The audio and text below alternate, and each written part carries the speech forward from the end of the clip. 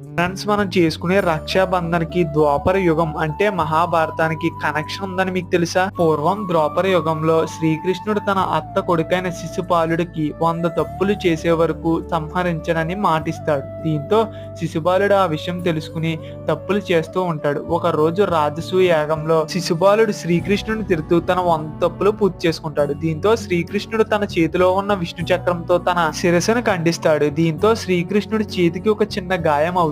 అప్పుడు ద్రౌపది వెళ్లి శ్రీకృష్ణుడి చేతి నుంచి రక్తం వస్తుంటే ఒక బట్టతో తన చేతిని కడుతుంది. అలా కొన్ని రోజులకే శ్రీకృష్ణుడు ద్రౌపది వస్త్రాభరణంలో ఆ గుడ్డను తీసి ఆమెకి రక్షణగా వాడతాడు అని కొన్ని కథనాల్లో ఉంది. దీనికి ప్రధానమైన ఉద్దేశం ఏంటంటే మనం ఎవరితో రాఖీ కట్టించుకుంటున్నామో వాళ్ళ జీవితాంతకాలం కాపాడుకోవాలని దీనికి ఉద్దేశం. దీన్ని మీరు ఎవరితో రాఖీ కట్టాలనుకుంటున్నారో అలాగే కట్టించుకోవాలనుకుంటున్నారో వాళ్ళకి షేర్ చేయండి. ఇలాంటి ఇన్ఫర్మేషన్స్ కోసం యుఎన్ ఫ్యాక్ట్స్ ఫాలో చేసి సబ్స్క్రైబ్ చేయాలి మరి.